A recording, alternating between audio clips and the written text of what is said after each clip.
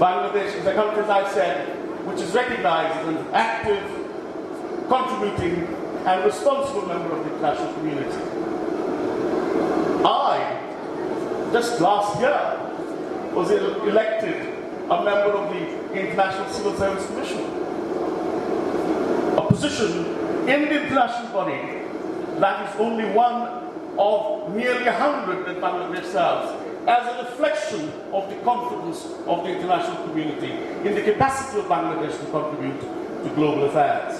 Bangladesh is the country that sends the largest number of peacekeepers around the world. The case of peace globally is something to which Bangladesh is most actively contributing to, and with credit.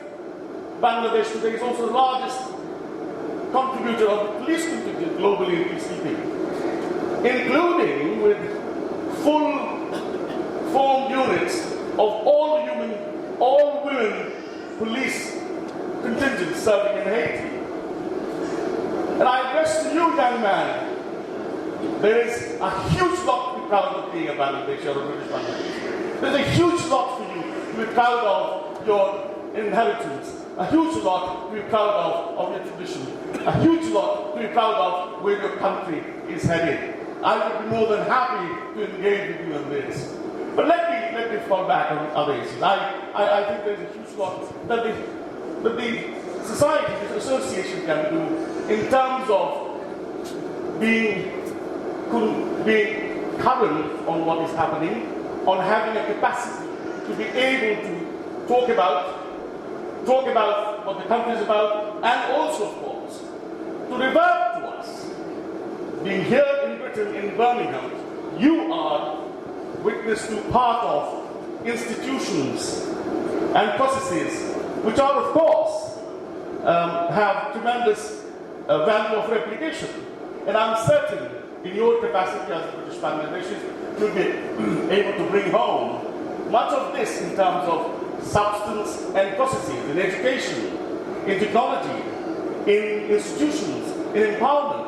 And I think, again, this society association can be a useful bridge between mainstream Britain, the Bangladeshi community here, and, of course, mother country back home. I thank you most humbly for having me with you on this occasion which celebrates Bangladesh's National Day, Bangladesh's Day of Independence. And mind you, this is another little bit of clarification I wish to flag. 26th of March is our Independence Day. We became independent at the end of a process of political struggle. On 26th March, we became independent in response to a genocide and a war that was imposed upon us. We stood up in resistance, and the war that began on that day and ended on the 16th of December was a liberation war. Because Bangladesh was independent already on the 26th of March, and we did not have to go and achieve independence again. What we were doing is, independent Bangladesh was liberated through a 9-month liberation war on the 16th of December. 16th of December put a closure to the battle. It was a day on which, collectively a nation, we celebrated freedom. But on that day, having lost 3 million lives, each of us had a private grief. Each of us had a private loss that needs a catharsis. When Bangabandhu returned on the 10th of January, we all wept with him at the racecourse to lighten the burden. It is now the process. Then, where do you get a catharsis? When Andre Malgo went to visit Bangladesh in 1972, this question was posed. Don't you agree that those responsible for these killings and genocide should be punished? He said yes, but through a due process of law. And that is what Bengalis believe in, that's what Bangladesh believes. We did not go for retribution. We're not talking for retribution. Like the Orestian trilogy of the ancient Greeks, we want a judicial process, and that judicial process is going to give us justice. That judicial process is going to give us the catharsis that needs the closure to it, so that we can move further forward. And that is where Bangladesh today stands. But there are those who do not want this. And they have visited violence. They have visited violence in the people of Bangladesh. And that is what has to be checked. As Baroness Warsi says, there is no place for violence and vandalism in democratic process, in democratic protest. Democratic protest, of course, is part of democracy, but there is no place for violence and vandalism in democratic protest. This is the position of the UK government, which was stated in Baroness Warsi's statement. This is again what was reiterated in the debate in the Commons and in the House of Lords. Let us put our efforts together, hold hands, and show to the world that we believe as much in peace at home as in peace in the world.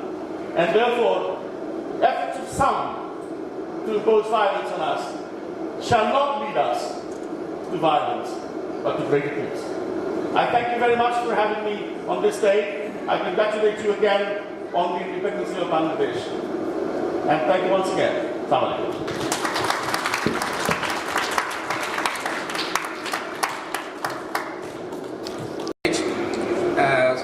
At the beginning, I'd like to convey my heartfelt thanks to His Excellency, High Commissioner, for coming a long way from London to join in this celebration. And I also congratulate Cultural Society for organizing such a wonderful event. And I thank them that they are celebrating like other years, previous years, this year as well. They're celebrating this Independence Day. And they have brought along the young generation here to inspire them to learn the history and culture of Bangladesh. As I mentioned in my earlier occasions, that it is very important that young generation, British Bangladeshi, learn the history of Bangladesh. Especially they have to play the role to promote Bangladeshi history and culture here in Britain. We count upon them because they have the opportunity to promote the history and culture of Bangladesh here in Britain. They are born and brought up here. Of course, we understand they have limitations in learning Bangla language and learning the Bangladeshi culture, especially the beauty of Bangladeshi culture. We don't have enough resources to project to them. It is our failure.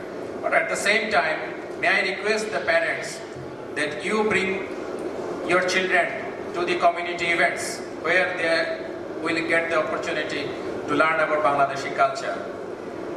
Bangladeshi Cultural Society in Midlands, I am aware for quite some time they are in this process to motivate and inspire Bangladeshi young generation. But I like to underline the importance of setting up institutions here in Birmingham so that primarily they have to learn Bangla language and then they can think about Bangladeshi culture. I see the Bangladeshi young generation here, you have also noticed, they are not capable of speaking in Bangla. This Bangla language have to be taught to them, and then we can expect that they can learn Bangla culture and understand the beauty of Bangladeshi culture. So thank you very much once again for celebrating this event. Thank you, Mr. Fazlur Rahman Chaudhary, for inviting. Your bouquet of flowers, please. Ladies and gentlemen, Jasper Carrick. Thank you very much. Good afternoon. Thank you. Can you just pass it to his wife? Thank you. First and foremost, thank you very much for your kind invitation to myself and my wife to help you celebrate a wonderful day, the Independence Day of Bangladesh. I call you my Bangladeshi promise because, with the greatest respect, the Bangladeshi community in this city we are so privileged to have you. Over the years, you have contributed to Birmingham's culture. You've contributed to our food. Ooh, have you contributed to our food? Wonderful. I wouldn't be standing here as fit as I am if it wasn't for Bangladeshi food. Fazir, thank you very much for your invitation once again. Fazir very kindly invites us every year to celebrate Eid along with our Christmas celebrations, and I'm looking around the room and I see many familiar faces, and it's good to see you all again. Look, have a wonderful day. Congratulations on your Independence Day. Mr. Commissioner, Mr. Assistant Commissioner, Deputy Lord Mayor, we're all here to help you celebrate a very special day. I'm proud to be a member and a citizen of this city, and I am proud that you are citizens of this city, and together we can make this city a wonderful place. Thank you. Have a great day. Independence Day, and congratulations on all that Bangladesh has achieved over recent years.